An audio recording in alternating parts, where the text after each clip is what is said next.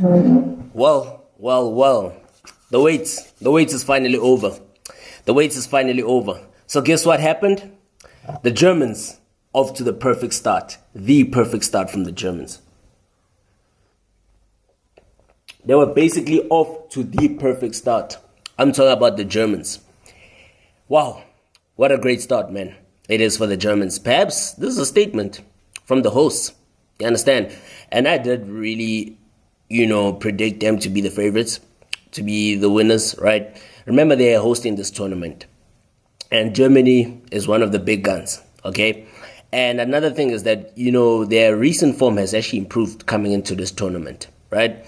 So as that particular situation where, yes, we know that in the previous, major tournaments such as the 2018 World Cup and the 2022 World Cup, they put up a very disappointing showing, a dismal showing. But, right now, I think, ever since, Julian Nagelsmann took over, things have started to really change for the better. We're starting to see an improvement in terms of their performance, in terms of the way they approach games, right? Yeah, well, as to those of y'all, the critics, you guys can say it's only Scotland. But at the same time, man, this is Germany. This is still a real statement, because Scotland does have got big players at the end of it all. You have Andy Robertson, you've got Scott McTominay, those are big players, right, that are playing at a high level. So you would actually expect, Scotland to actually give Germany, a really sort of a tough game, to say the least. But you know what? We all knew that Germany were the overwhelming favorites coming into this game in Munich, as they hit the ground running. And it was a 5-1 trashing of the Scots by the Germans. And look, man, they were just too strong for the 10 men of Scotland, in the opening game of Euro 2024. It was an emphatic showing from the Germans. To say the least, Germany started off brightly. They showed intent from the very first minute. That's exactly what they did. They created several openings, from the very first whistle. You understand? Starting with Florian Wirtz, Bayer Leverkusen's talisman, in their march to a maiden Bundesliga title last season. He tested Scotland goalkeeper, Angus Gunn, just inside the opening 60 seconds of the game. But unfortunately, yes, it was ruled out by offside. So even if it did find the back of the net, it would have been ruled out for offside. But I guess, what? I want to give credit to the, Antonio Rudiger. What a great pass that was, man. That was a fantastic pass. Wirtz was also on the score sheet less than 10 minutes later. However, his first time shot from Joshua Kimmich's ball finding the bottom corner via the inside of the post. But I want us to look at the build-up towards that goal. That pass, that cross-field pass from Toni Kroos. Wow. Even though he slipped, but give credit to Toni Kroos. That was a wonderful cross-field pass played by the former Real Madrid man. What a great pass that was, man. It just shows that, Toni Kroos is one of the living examples of when you say, form is temporary, but class is permanent, right? Class is definitely permanent, and I'm referring to Toni Kroos. And from that particular moment in time, the Germans, spurred on by the, vociferous, supporters, Germany continued to actually pin Scotland back. And then they doubled their advantage. Midway through the first half, it was an incisive passing move which ended with Kai Havertz picking out Musiala, who fashioned space inside the crowded penalty area before, lashing the ball into the roof of the net. What a great goal that was from Musiala. Great goal from Jamal Musiala. And then things went from bad to worse for Steve Clarke's men. Shortly before the interval, when Ryan, Porteous, was actually dismissed for a foul on Ilkay Gundogan inside the area. It was actually reviewed by VAR, and I don't understand why was he complaining, because that was a very horrendous tackle. Very horrendous. And it was deserved of a red card. Then Havertz, guess what? He made no mistake from the resulting spot kick as expected to actually open his account in this tournament and actually give Germany a comfortable 3-0 lead going into the halftime break. Oof. What a game this was, man. But hey, it was even one-sided. But, for the fact that it was one-sided, still, it was still an entertaining match to watch. It was class. A classy performance from the Germans. Particularly one man who stood out was Musiala, as well as Toni Kroos. 99% pass accuracy. He didn't even there was not even a single error in terms of his passing. Not even one misplaced pass. from, the former Real Madrid man. But hey, man, coming into the second 45, there was no let-up for Clark's charges after the break.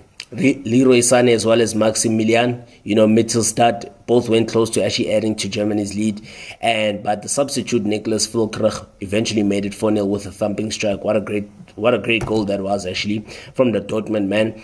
And then from that particular moment in time, after the ball fell kindly for the Dortmund striker on the edge of the box, Rudiger inadvertently steered a header past Manuel Neuer to give Scotland a consolation. It was an unfortunate own goal, but yet Emre Can put the icing on the cake for the hosts with a low finish in added time. Great performance from the Germans, ladies and gentlemen.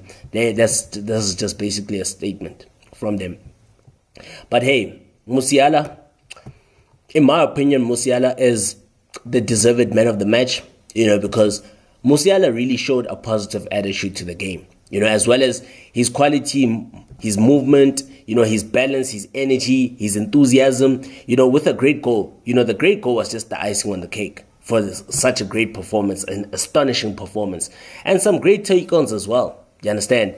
He's such a wonderful player, and he's actually going to be a pivotal part in terms of if Germany are going to clinch this tournament on home soil, right?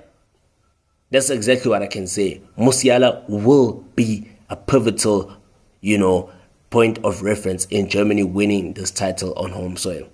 But look, man, superlatives, they tend to be overused these days, but I'm sure that Germany could have actually asked for a better first start.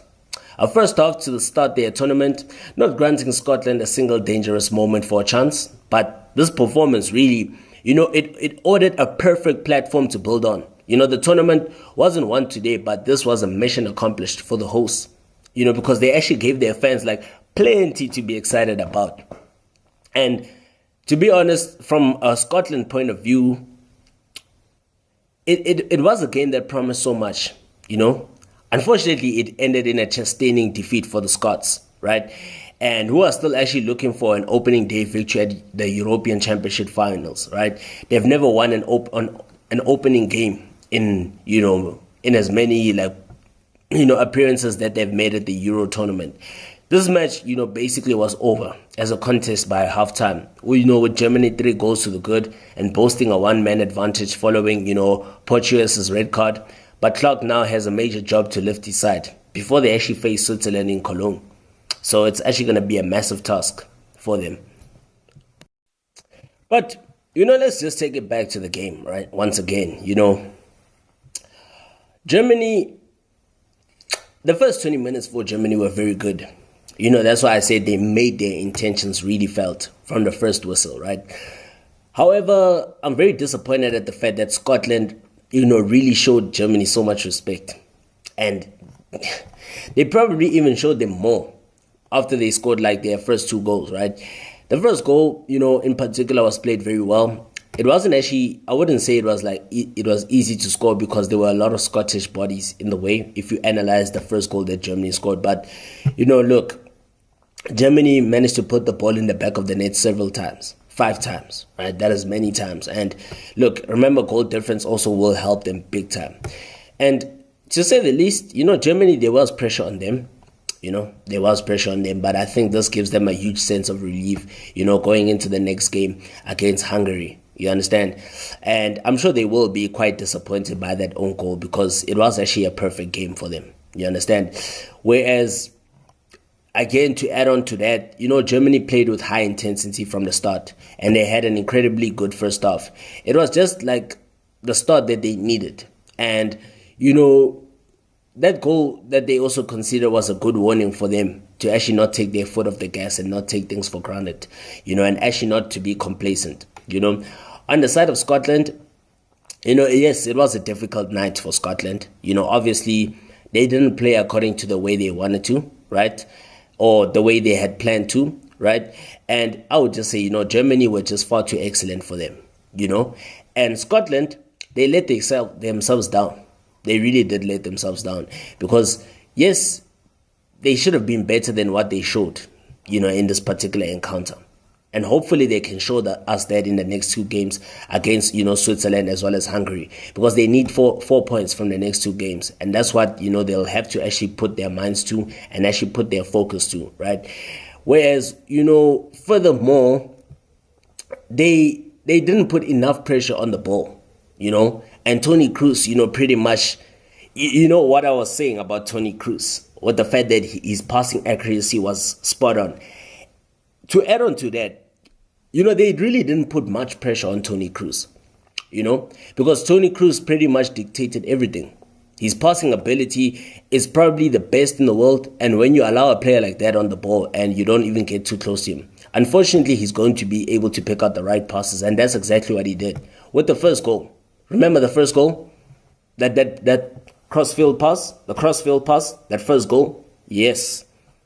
Those were one of the first passes, and that was the beginning of Scotland's downfall in this particular encounter. Whereas they should actually pick themselves up, going into the next game against Switzerland, and they need to try and get some positivity back. Whereas Germany, they're a world-class team, and hopefully Germany, this will be, the beginning of something great to happen for them, right, on home soil. But look at this, man. Germany basically are like the first team to actually have two players aged 21 or younger, score in the same game at a European Championship. Now the three-time winners, remember Germany are the three-time winners of this particular competition. They've scored 3 goals in the first half of a Euro match for the first time in their history. And aged 21 years old, 42 days, Wirtz is the youngest player to find the net for Germany at the tournament. Neuer made his 35th appearance, at a World Cup or even a European Championship, surpassing Philip Lahm's previous German record of 34. Andy Robertson captained Scotland for the 50th time, while Scott McTominay as well as Ryan Christie earned their 50th caps.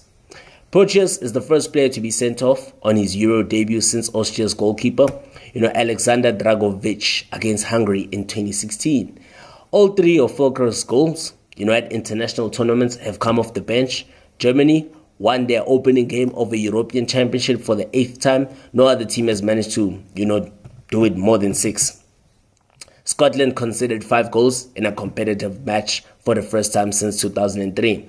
They were well beaten by Netherlands 6-0 in a Euro qualifier not so long ago. So yeah, that's how it is, man. Let's close it.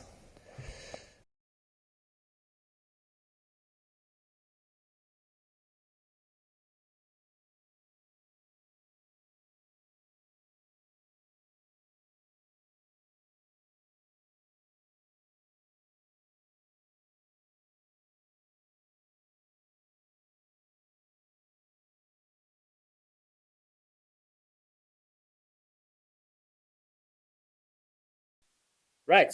So we continue with Group A. Group A to the A to the A. Okay. So this was the second game in Group A between Hungary as well as Switzerland. Oh, man, I enjoyed this game. And I know a lot of y'all didn't bother watching this one, because you feel like it's the unfashionable teams, the teams that stand no chance. But let me remind you, both of these teams have got world-class players. And those world-class players, some of them, they play for your teams, your favorite teams. So I don't understand why you guys would assume that Hungary and Switzerland, are teams that are not to be watched. Whereas they've got world-class players, and like I just said, most of those players, they even play for some of your teams, your favorite teams. You understand? But let's get straight into it. Let's peg that for now. Let's peg that on the side for now. So the score was actually, Switzerland. The fact is, yes, Switzerland might have won this game by 3-1, but funny how this game, the result is not a reflection of how the game was. Because in your mind, when you look at the result, you would assume that Switzerland were the dominant team. But they were not. It was a pretty much balanced game. It's just that Switzerland, they were more clinical when it came to taking their chances. They took their chances, they were more clinical in front of goal, right? And whenever Switzerland, were attacking with real intent, they always seem to actually, provide a threat for that Hungarian defense. So Switzerland were just more clinical with their chances. They created the better of the chances. Hungary, yes, they had more of the ball. They had more of the promising moments. But Switzerland, they created the better chances. And they actually, were able to take those chances whenever they came. And look, man, Embolo came off the bench to wrap up all 3 points for Switzerland. in their Group A opener. What an incredible game this was, man. You know? But again, man, Embolo, he could have been playing for Cameroon as well. He should have been playing for Cameroon, but it's cool. It's cool. It's cool. Look, Switzerland, it's a great start for them, you understand, in terms of, their European campaign. But let's hope that they can keep up with this performance going into the next game against Scotland. It was not actually long after Hungary's first meaningful foray forward, which resulted in a shot over the bar by Roland, Salai. And then the Switzerland opened their Euro 2024 account. They did so well. The ball actually went straight far wide on the left. Switzerland actually did so well to actually make use of the width. You understand? That's what Switzerland did so well. And they did that with so much great effect to actually utilize the width. And that's exactly what they did to actually open the scoring, right? So starting wide on the left-hand side, Michael Abbisher had been drifting, inside to good effect. And then he was able to pick up the ball in space and thread it over, to Kuduwao Dua, who slotted confidently past, Peter Kulakski.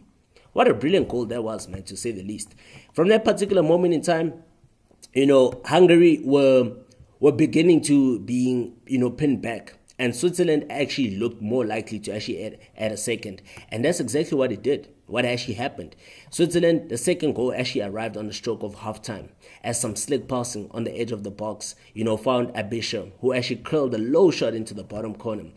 And as I was watching that goal, the build-up towards that goal, I was like, man, shoot, pass. But because you could see how promising that move was, you understand? How promising that move was, and you could see how it provided that deadly effect, at the end of it all. I mean, for a slick move such as that, slick passing, slick movement, great interchanging play, it only deserved that kind of a world-class finish. It only deserved that. That's all that it deserved, and what a world-class finish that was, man. Curling the ball straight into the bottom corner. Ah, man, what a great goal that was. From that particular moment in time, through going into the halftime break, yes, Switzerland were 2 goals to the good. You would say, they're in firm control of the game. And following the, 15 minutes break, Marco Rossi, we saw he shuffled his pack at the break. He brought on, Bendegus Bola, as well as, as well as the Makiok responded very well. You understand? And moments after spurning a glorious headed chance, Barnabas Varga stooped low to actually glance in from Captain Dominic Szoboszlai's center. You understand? And the pace of the game lifted, and half chances came at either end. Crosses rained into the Switzerland box, but the back line actually stood very firm. And it was actually Danati, who actually broke clear to secure all 3 points, as Brill Embolo, off the bench and back from injury, capitalized on a loose header and headed the ball over, Kulakski. I mean, what a great goal that was, but that was poor defending once again from Hungary. Again, those are the mistakes that you need to avoid. In big tournaments like this, you have to avoid those kind of defensive errors. Those defensive errors are not needed at this stage of the game, especially at this high level of the game. Look, in my opinion, Granit Xhaka, another example, Granit Xhaka. You know what? Form is temporary, class is permanent. Granit Xhaka. I don't understand who says that he's an Arsenal reject. I mean, it shows you guys, your ball knowledge is zero. You've got zero ball knowledge. Granit Xhaka is a world-class player. He's a world-class player. And no one can actually doubt that. A complete midfield performance once again. Xhaka, he was so excellent in possession, both in the build-up as well as in, bringing those telling passes. And he actually showed a great work ethic and leadership. And he's actually a great organizer. Granit Xhaka, hey man, class. But look, let me try and analyze, the performance of both teams. Okay? Hungary, it's not the start that they actually wanted, to get off to a Euro 2024, but it was actually a much better second half showing, following the first 45 minutes in which, Rossi's side were largely second best. Hungary were much more like their usual selves in the second half, right? And when you have creative talents of Szoboszlai, coupled with the predatory instinct of Varga, there's always a chance of you actually maybe getting back into the game or actually getting something out of the game. You understand? And on the side of Switzerland, it was actually a winning start for the Swiss. They looked in very much firm control for much of the game. And Abishai, will get plenty of the plaudits, and he deserves it, for that brilliant goal and the assist as well. But it would be a remiss to not extend that praise to Ruben Vargas, as well as Dan Ndoye and Dua, who looked all equally hungry in front of goal. And of course, how wonderful was it to see Embolo back on the scoring charts. And as for the Swiss, it is actually the result that they were hoping for. 3 points on board, although they will rue having missed out on a clean sheet, for allowing their control to actually slip by allowing Hungary a chance to actually get back into the game. Sometimes when you're in control of a game, don't become too complacent. Always be, concentrated. Concentrate and concentrate and concentrate. Okay? But look, Switzerland extend a very great record, right?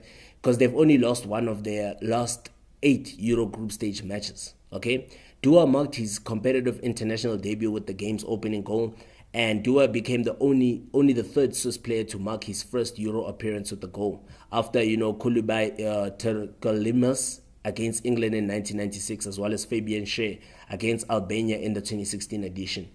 Whereas Hungary captain Dominik Szoboszlai became the youngest ever Euro captain at the age of 23 and 234 days, whereas Roland Salai became the 50th player to make 50 appearances for Hungary. So yeah, there are some great records and stats being set at Euro 2024. That's good. So Germany, what's next for Hungary?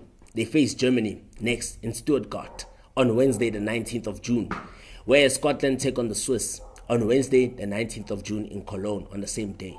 Ay, kusazokhala. Still gonna be lit. Still gonna be fire. Euro 2024, we are here.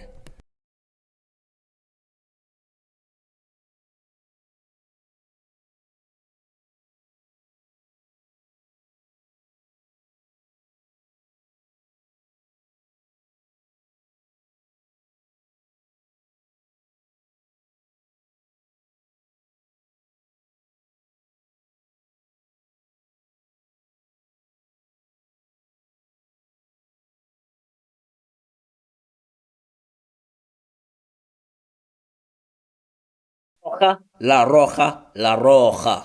Yes, sir. Okay. Yes, I know. Spain 3, Croatia 0.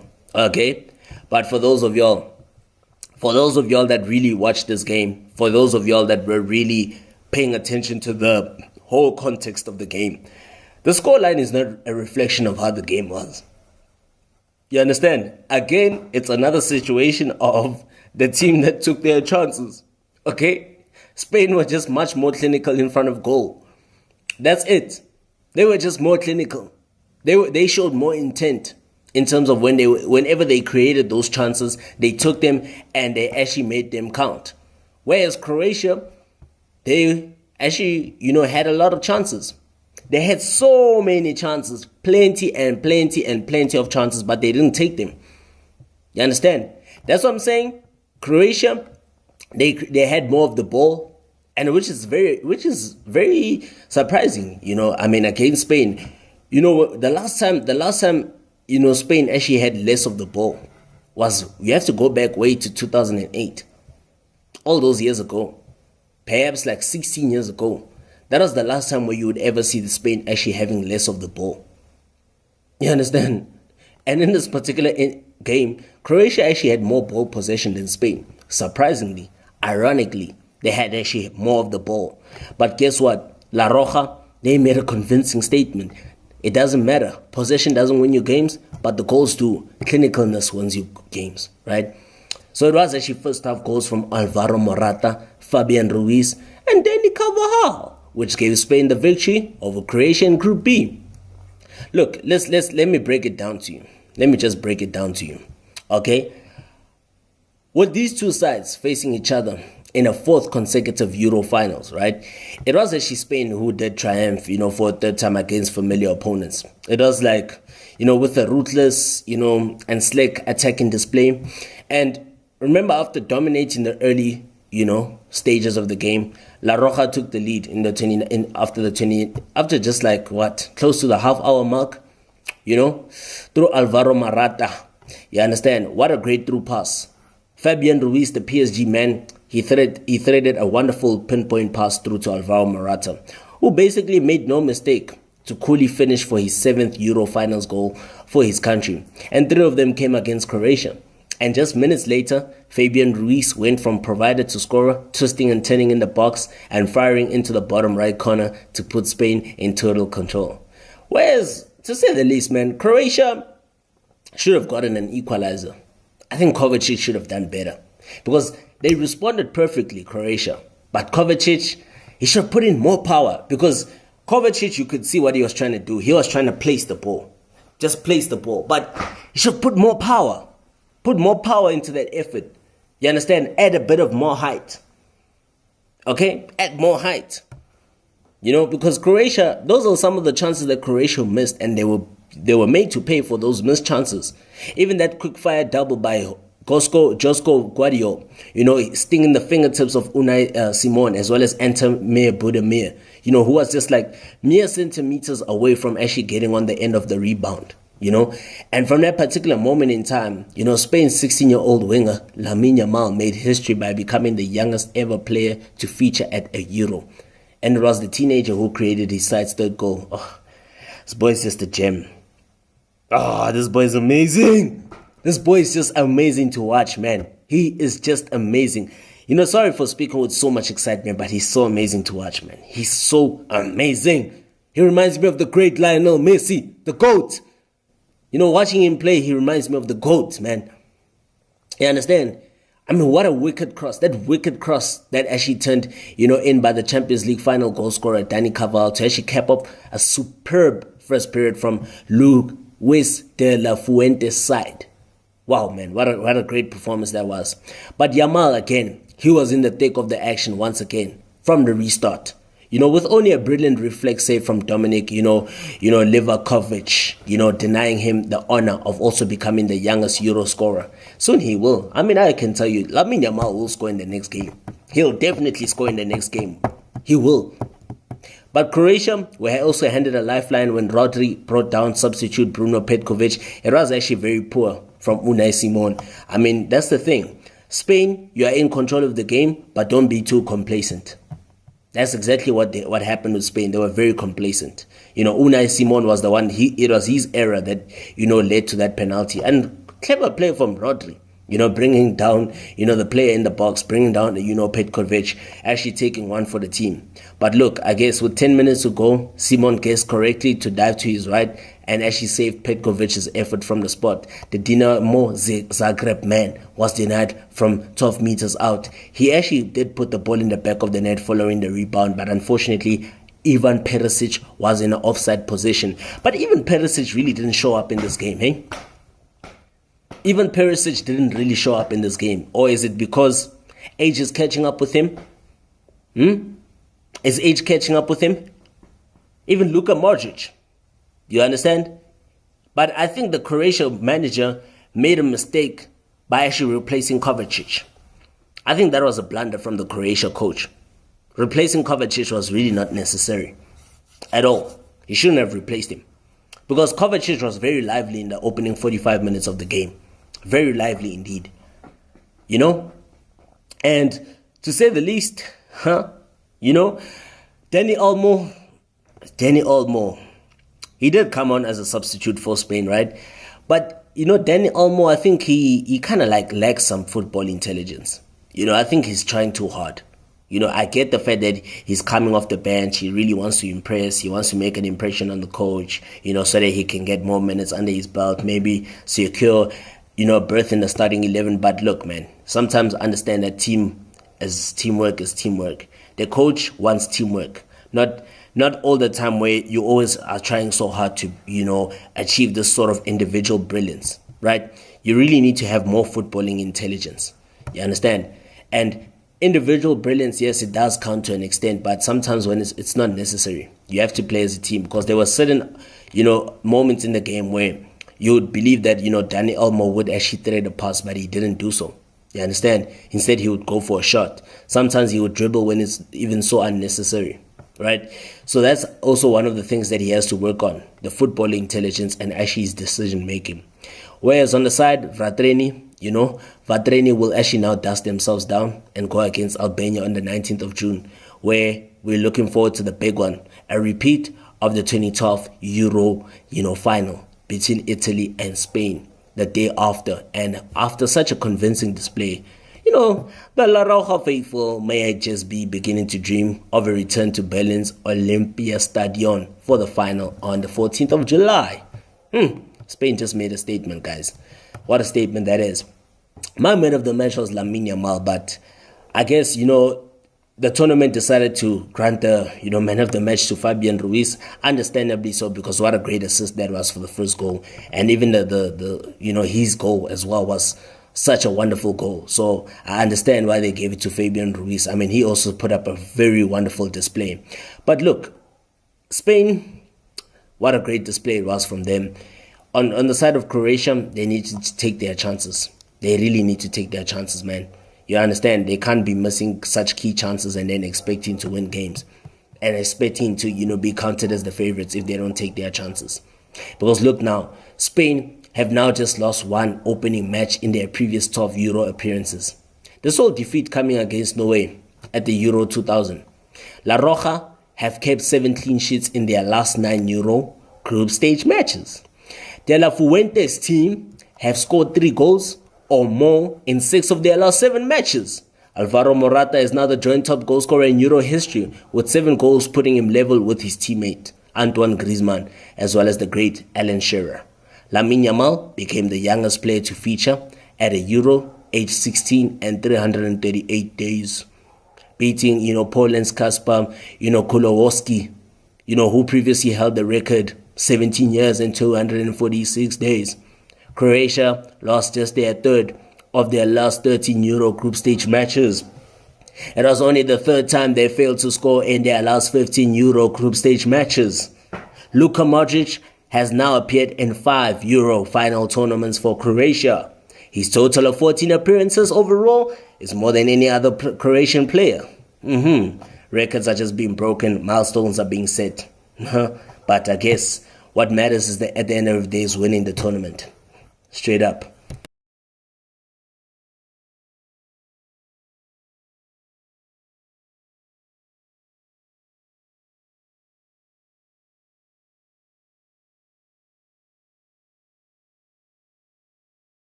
Okay.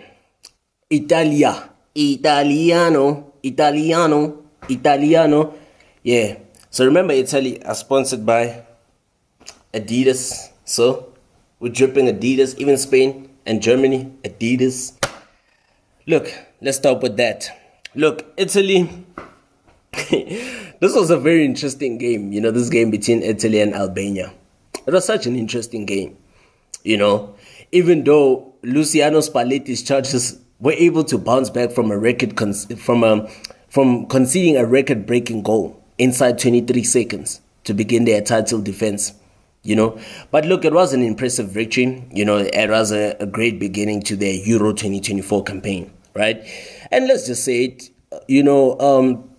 Italy, made a winning start. It is like a winning start to the UEFA Euro 2024 Group B campaign, showing impressive resolve in Dortmund after Albania's, Nedim, Barami registered the fastest ever Euro finals goal. And what a way to actually do that, man. In the opening game against the defending champions, the Azzurri. That was crazy. What a way to actually do that.